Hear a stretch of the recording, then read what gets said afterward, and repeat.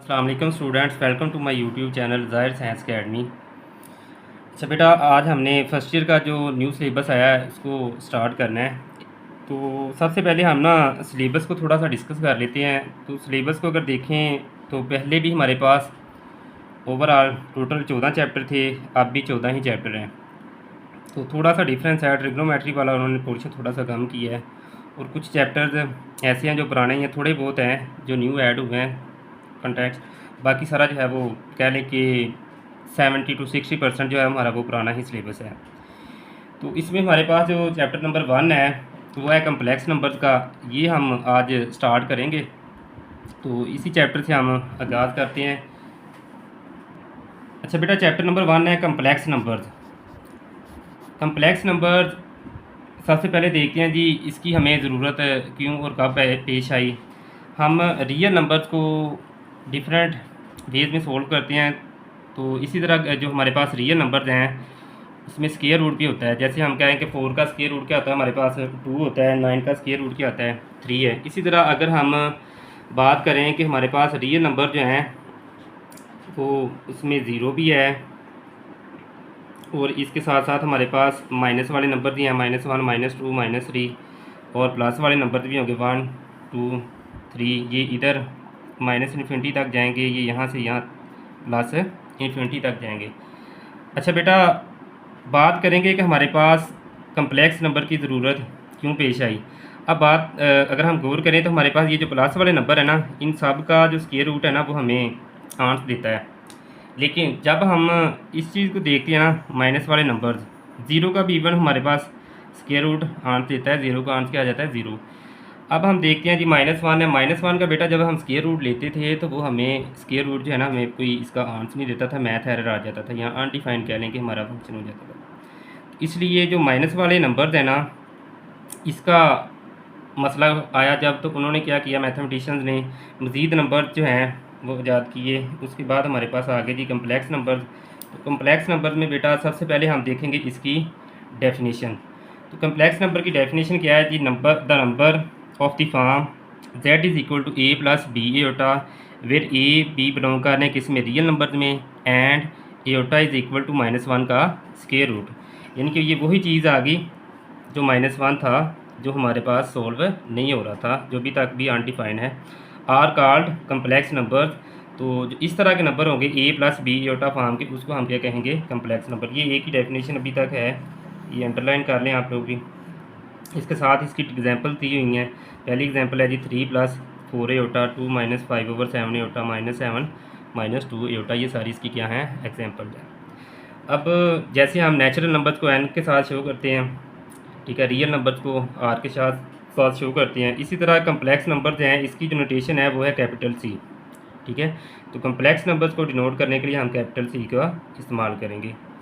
इसके बाद बेटा साथ ही उसने बुक में एक नोट दिया है कि every real number is a complex number with zero as its imaginary part. अगर हम देखें तो हमारे पास कम्प्लेक्स नंबर की जो जनरल फॉर्म है वो क्या है, a प्लस बी एटा। वो कह रहा है कि हमारे पास जो हर नंबर है ना वो क्या है, रियल नंबर। यानी कि मिसाल के तौर पे मैं कहता हूँ जी 3 है, ये 3 क्या है, रियल नंबर है, लेकिन मैं 3 को कम्प्लेक्स नंबर भी कह सकता हूँ। कैसे, इसका जो इमेजिनरी पार्ट होगा ना, यानी कि b की जो वैल्यू होगी वो क्या हो जाएगी, 0। b की वैल्यू क्या हो जाएगी जी, 0। तो ये मेरे पास जो 3 रियल नंबर था वो कम्प्लेक्स नंबर भी कहलाएगा। लेकिन हम हर कम्प्लेक्स नंबर को रियल नंबर नहीं कह सकते, ये ज़रा ध्यान में रखना है। इसके बाद है जी कि हमारे पास जो ए प्लस बी होता है, इसमें हमारे पास जो रियल पार्ट है वो क्या होगा, ए, और जो इमेजिनरी पार्ट है वो क्या होगा, बी। यानी कि ये जो हमारे पास था इसकी जनरल फॉर्म ए प्लस बी होता। इसमें हमारे पास इसके दो पार्ट्स होते हैं, पहला पार्ट क्या होता है, रियल, और दूसरा क्या आता है, इमेजिनरी पार्ट। तो ये इसके दो पार्ट्स हो गए। नेक्स्ट हम देखते हैं जी, इसके बाद है बेटा कॉन्जुगेट ऑफ कम्प्लेक्स नंबर्स। तो किसी भी कम्प्लेक्स नंबर्स का कॉन्जुगेट क्या होता है, हमारे पास कह रहा है कि लेट करें आपके पास z क्या है जी, a plus b iota, b है complex number, then a minus b iota is called the complex conjugate of a plus b iota. यानी कि a माइनस बी एटा ये जो है हमारे पास, ये क्या होगा, कॉन्जुगेट होगा किसका, a प्लस बी एटा का। और इसको भी हम डिनोट करेंगे जेड लगा के, इसके ऊपर बार लगा देंगे तो ये हमारे पास किसका साइन आ जाएगा, जेड के कॉन्जुगेट का। तो इसकी एग्जांपल देखनी है तो देखें 5 - 4 एटा इस कम्प्लेक्स नंबर है, तो इसका जो कॉन्जुगेट आ जाएगा वो क्या आ जाएगा 5 + 4 एटा। इसने और एग्जांपल ली है कि -2 - 3 एटा, इसका जो कॉन्जुगेट है वो क्या आ जाएगा जी -2 + 3 एटा। ये साथ ही एक नोट लिखा हुआ है, a real number is self conjugate. इसका क्या मतलब है, मिसाल के तौर पे मैं कहता हूँ जी 5 मेरे पास है जी एक रियल नंबर, ठीक है, इसका अगर मैं कॉन्जुगेट लेना चाहूँगा, ठीक है, तो वो क्या आ जाएगा 5 ही आ जाएगा।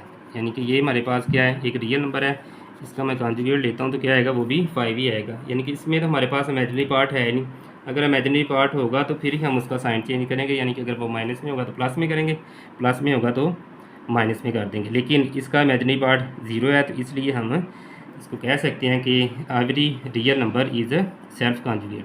कोई भी रियल नंबर होगा तो उसका कॉन्जुगेट जो है वो खुद ही होगा।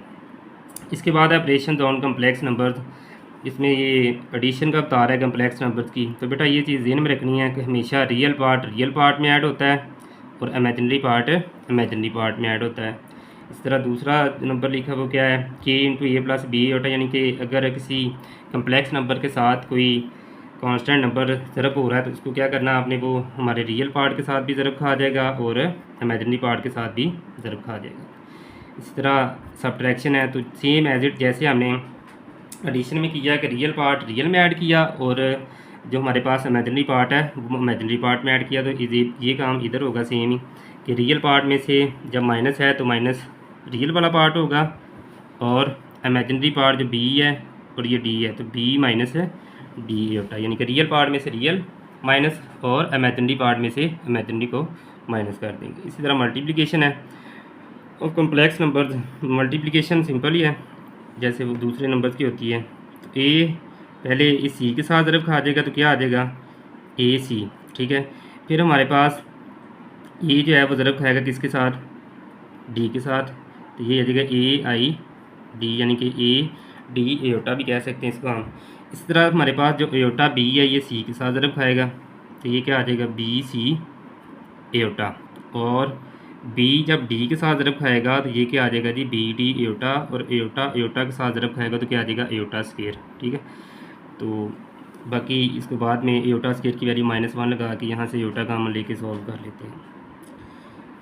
और complex number as order pair of real number, ये यानी कि ये हमारे पास अगर कोई कम्प्लेक्स नंबर है ए + बी एयोटा, इसको हम लिख सकते हैं जी ऑर्डर पेयर की शक्ल में ए, बी।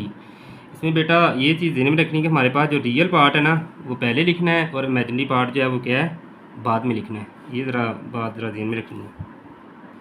इसके बाद बेटा टॉपिक है properties of the fundamental operation on complex numbers. इसमें अगर हम देखें तो पहली प्रॉपर्टी दी गई है एडिटिव आइडेंटिटी। एडिटिव आइडेंटिटी क्या होती है, जैसे हम रियल नंबर की बात करें तो हम कहते हैं जी कोई भी ऐसा नंबर जिसे मैं रियल नंबर कोई भी रियल नंबर हो उसमें ऐड करूँ तो मेरे उस यानी कि उस वैल्यू के ऊपर कोई फ़र्क ना पड़े। मिसाल के तौर पे मैं कहता हूँ जी मेरे पास है जी 5 एक रियल नंबर है, तो इसका एडिटिव आइडेंटिटी अगर मैं देखूँ तो क्या होगी जी, वो होगी जी 0। इनके 5 + 0 करते हैं तो 5 के ऊपर कोई असर नहीं आया, वो 5 ही हमारा आंसर है। तो इसी तरह अगर हम कम्प्लेक्स नंबर में बात करेंगे तो ज़ाहिर सी बात हमारे पास कम्प्लेक्स नंबर में एक रियल पार्ट होता है, एक क्या होता है इमेजिनरी पार्ट। तो उसी चीज़ को मद्देनज़र रखते हुए हमारे पास अगर ए + बी एयोटा है यानी कम्प्लेक्स नंबर है तो इसकी अगर एडिटिव आइडेंटिटी देखें तो वो क्या आ जाएगी 0 + 0 एयोटा, ये जो ऑर्डर पेयर की शक्ल में लिखी हुई है 0 + 0 एयोटा, ये क्या आ जाएगी हमारे पास एडिटिव आइडेंटिटी किसकी, किसी भी कम्प्लेक्स नंबर की। दूसरा पॉइंट है जी every complex number a, b has the additive inverse -a - b, यानी कि हमारे पास अगर a, b एयोटा है तो इसका एडिटिव इनवर्स क्या होगा -a - b एयोटा। अब एडिटिव इनवर्स क्या होता है, एडिटिव इनवर्स वो ऐसा कोई कम्प्लेक्स नंबर लेना है जिसे मैं इसमें जमा करूँ तो मेरा जवाब क्या आ जाए 0 + 0 एयोटा। वो यही था कि मैं इसका भी साइन चेंज कर लूँ और इसका भी, -a - b ये क्या होगा एडिटिव इनवर्स होगा किसका a + b एयोटा का। इसी तरह तीसरे पॉइंट की तरफ चलते हैं जी। तीसरा पॉइंट है जी मल्टीप्लिकेटिव आइडेंटिटी इज़ 1, 0, यानी कि कम्प्लेक्स नंबर में जो हमारे पास मल्टीप्लिकेटिव आइडेंटिटी है वो क्या है 1,0, यानी कि 1 प्लस 0 योटा भी आप इसको कह सकते हैं। इसके बाद है जी, तो every non zero complex number not equal to 0,0, ये 0,0 ना हो, हैज़ अ मल्टीप्लिकेटिव इनवर्स। अब 0,0 ना, क्योंकि हमें पता है कि अगर बटे में 0 जाएगा तो हमारा जो फंक्शन है वो क्या हो जाता है, अनडिफाइन हो जाता है, इसलिए हम ये 0,0 नहीं लेते। Has a multiplicative inverse, the multiplicative inverse of a comma b is, ये हमारे पास सिंपल एक फार्मूला कह लें मल्टीप्लिकेटिव इनवर्स निकालने का किसी भी कम्प्लेक्स नंबर का, ये ज़रा ज़हन में रखना है। इसके बाद बेटा आ जाती है आर्गन डायग्राम। तो आर्गन डायग्राम सिंपल, जैसे हम रियल नंबर्स को ग्राफ के ऊपर शो करते हैं तो ये आर्गन डायग्राम क्या होगी, हम कम्प्लेक्स नंबर्स को जब कह लें ग्राफ की शक्ल में शो करेंगे तो उसको हम आर्गन डायग्राम कह देंगे। तो इसके बाद जो एक्सरसाइज 1.1 में मेन चीज़ जो है वो है modulus of a complex number. ये कैसे निकालना है, कह रहा था real number x² plus y² is called the modulus of the complex number x plus Yotta y and it is noted bye, हम इसको ऐसे नोट करते हैं, ठीक है। तो बेटा ये सिंपल आप कह रहे हैं कि अगर हमने कोई भी रियल नंबर है z is equal to a plus b iota, इसका मैंने निकालना है जी मॉडुलस। मैं क्या करूँगा, z मॉडुलस, ये इसकी अलामत है a² प्लस b², और इसका क्या करूँगा स्क्वायर रूट ले लूँगा, तो ये मेरे पास क्या आ जाएगा modulus of a complex number.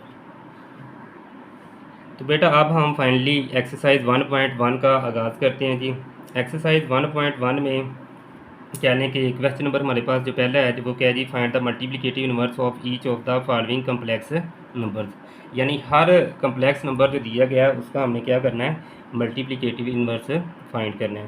तो पहला पार्ट दिया उसने जी -4,7, तो इसका हमने मल्टीप्लिकेटिव इनवर्स निकालना है। तो अगर मैं इसको कंपेयर करूँ a, b के साथ, तो यहाँ पे मेरे पास बेटा -4,7 है, तो मेरे पास a की वैल्यू क्या आ जाएगी -4 और b की वैल्यू बेटा क्या आ जाएगी 7। अब अगला काम है जी, हमें ये फार्मूला जो है ये ज़बानी याद होना चाहिए, z inverse is equal to a/a² plus b² b/a² plus b²। अब सिंपली हमने करना क्या है, इसमें बेटा a की जगह -4 लगा देना है और जिधर जिधर b है उधर क्या लगा देंगे हम 7। तो मैं फार्मूला में बेटा वैल्यू पुट करता हूँ। तो सबसे पहले देखें जी, a है a/a² प्लस b², a की वैल्यू क्या है जी मेरे पास -4 है, बेटा -4 लगा दिया, नीचे a² -4 का स्क्वायर प्लस b², तो b की वैल्यू क्या है जी 7 का स्क्वायर आ जाएगा जी। ये क्या आ गया जी a/a² plus b² coma -b, ठीक है। जो भी इधर टर्म होगी उसका साइन चेंज हो जाएगा। अगर 7 प्लस का है तो ये क्या आ जाएगा माइनस का 7 ओवर a का स्क्वायर है, तो a की वैल्यू क्या है जी -4 का स्क्वायर प्लस b², b की वैल्यू 7, तो 7 का स्क्वायर आ गया। इसको आप सोल्व करते हैं तो हमारा फाइनली आंसर आ जाएगा। ये -4 ऐसे ही रहेगा। अब हमें पता है कि अगर पावर इवन नंबर हो तो हमारे पास अगर नीचे माइनस आ रहा है ब्रैकेट के अंदर तो वो क्या हो जाता है प्लस में चेंज हो जाता है। तो अब ये 2 क्या इवन नंबर है, तो इस स्क्वायर की वजह से क्या हो जाएगा जी, ये 4 जो है वो क्या आ जाएगा, इसका स्क्वायर लेंगे 16 आ जाएगा, और आएगा क्या वो माइनस किस में चेंज हो जाएगी जी, प्लस में चेंज हो जाएगी। सेम एज इट 7 है, तो 7 का स्क्वायर लेंगे तो वो क्या आ जाएगा 49। ये भी वही काम है, -4 का स्क्वायर क्या होता है +16 और +7 का स्क्वायर क्या आ जाएगा ये 49।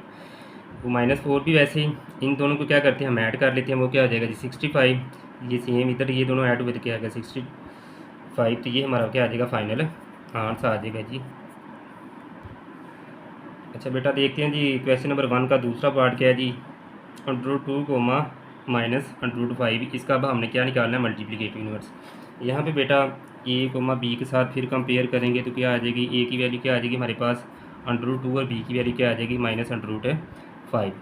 अब मल्टीप्लिकेटिव इनवर्स निकालना है इसका, तो ये क्या आ जाएगा z इनवर्स, इसको आप कह लें कि ये z ही है हमारे पास जो कम्प्लेक्स नंबर दिया गया है। तो ये फार्मूला है इसका a/a² plus b² b/a² plus b² आ जाएगा। तो a की वैल्यू बेटा क्या है √2 है, वो पुट कर दी, सेम एज इट √2 नीचे भी ऐड हो जाएगा क्योंकि a² है, प्लस -5 यानी कि b की वैल्यू लगाई -5 का अंडर रूट, और इसका क्या आ जाएगा ऊपर स्क्वायर आ जाएगा। आगे कोमा है तो कोमा लगाएं, माइनस इंटू माइनस √5 यानी कि b की वैल्यू क्या है माइनस में है तो ये ब्रैकेट लगा के लिखेंगे, और नीचे फिर वही a और b की वैल्यूज़ लगा दी, ऊपर स्क्वायर वैसे ही आ गया। अब √2 वैसे ही रहेगा।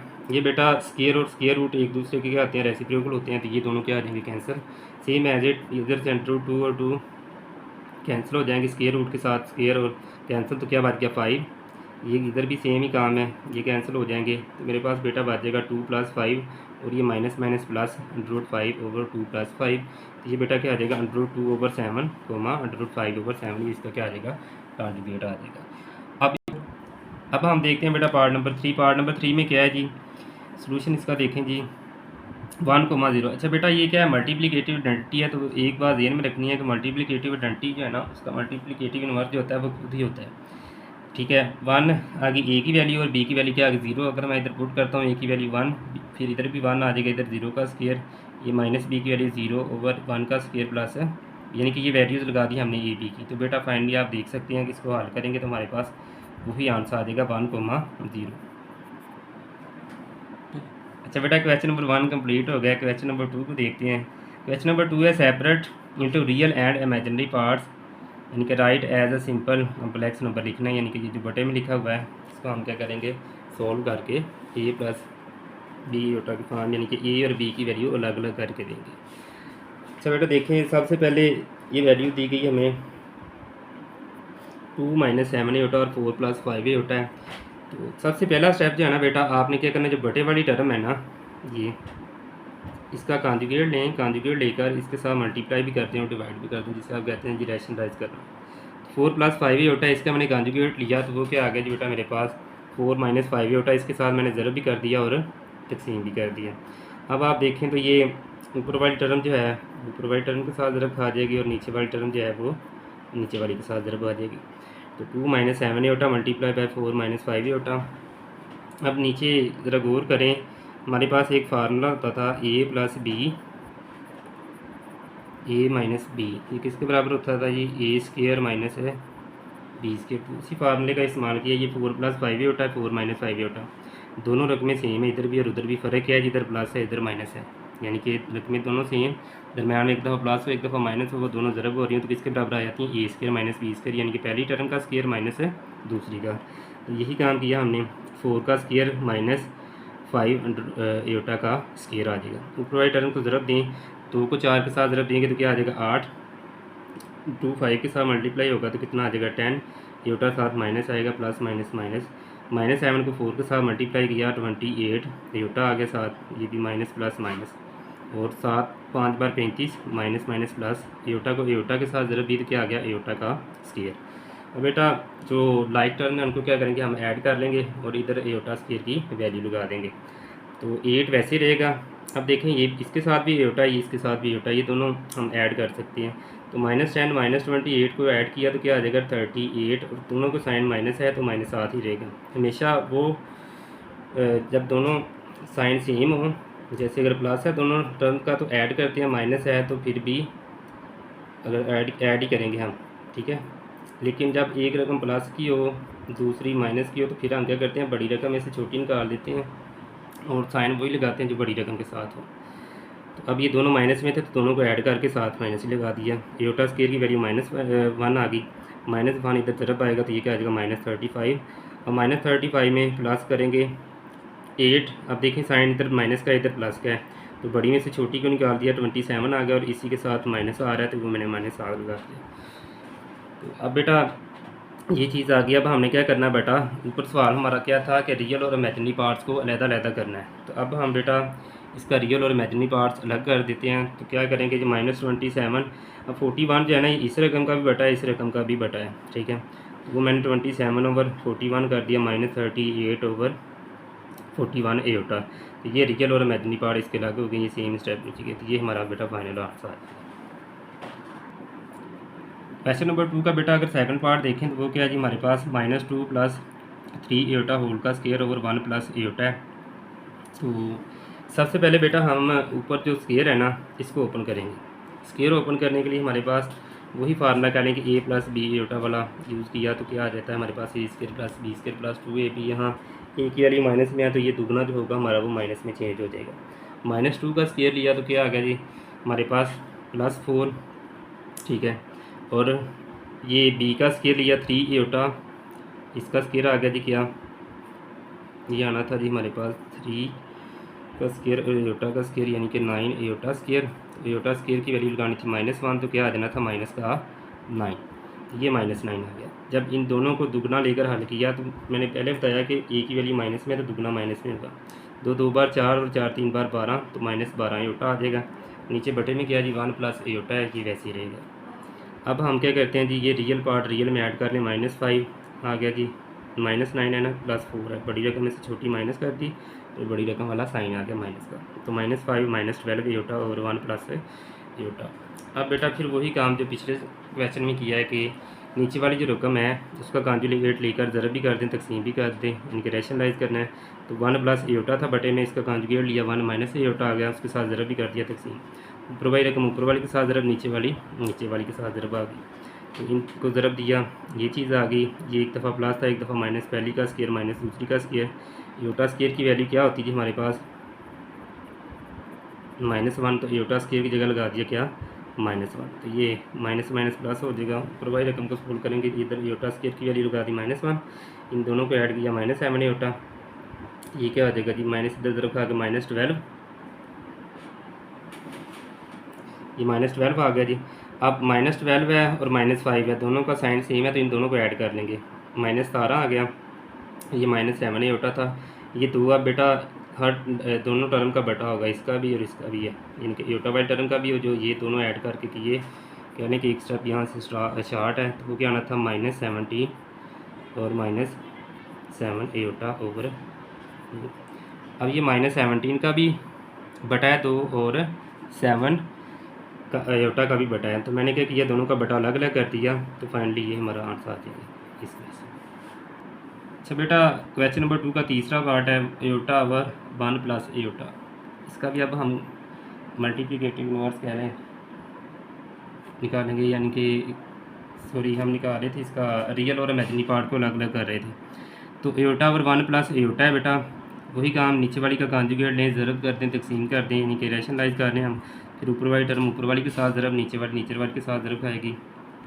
तो एयोटा इंटू 1 माइनस एयोटा आ गया, एक दफ़ा प्लस है एक दफ़ा माइनस, वही पिछला फार्मूला जो है ए प्लस बी, ए माइनस बी हमारे पास किसके बराबर होता है जी, ए स्केयर माइनस बी स्केयर आ जाएगा।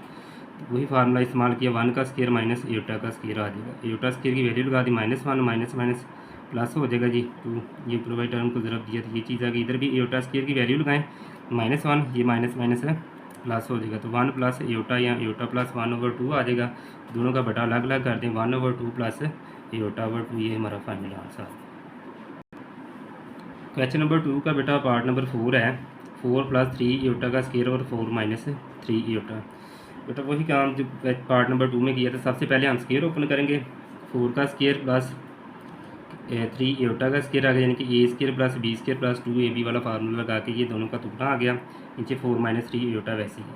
इधर बेटा एयोटा स्केयर की वैल्यू क्या आनी -1 और 3 का स्केयर क्या आ जाएगा 9, तो -1 के साथ 9 ज़रब खा के -9 हो जाएगा। इधर से 2 4 बार 8, 8 3 बार 24 एयोटा आ जाएगा। 16 में से 9 निकाले तो कितना आ जाएगा बेटा, ये 7 आ रहा है, प्लस 24 एयोटा और 4 माइनस 3 एयोटा वैसे ही। अब बेटा अगर आप गौर करें तो ये हमारे पास एक सिंगल टर्म बन गई है, स्केयर भी ख़त्म हो गया है, तो हम यहाँ से आगे क्या करेंगे, रैशनलाइज करेंगे। तो वही काम नीचे वाली रकम का कॉन्जुगेट लिया, ठीक है, 4 माइनस 3 एयोटा था, 4 प्लस 3 एयोटा आ गया, इसी के साथ मल्टीप्लाई कर दिया और डिवाइड कर दिया। ऊपर वाली रकम के साथ ज़रब और नीचे वाली के साथ। नीचे वही चीज़ फिर ए प्लस बी और ए माइनस बी वही यूज़ करेंगे, ए प्लस बी ए माइनस बी, ये किसके बराबर होता है, ए स्केयर माइनस बी स्केयर के। तो वही किया, 4 का स्केयर माइनस 3 एयोटा का स्केयर। ऊपर वाली रकम को ज़रब देंगे, 7 को 4 के साथ मल्टीप्लाई किया 28, 7 को 3 के साथ ज़रब दी 3 एयोटा है 21 एयोटा, 24 को इसके साथ ज़रब देंगे तो 96 एयोटा आ जाएगा। ये 24 को 3 के साथ ज़रब देंगे तो 72 एयोटा, ज़रब एयोटा किया एयोटा स्केयर आ गया।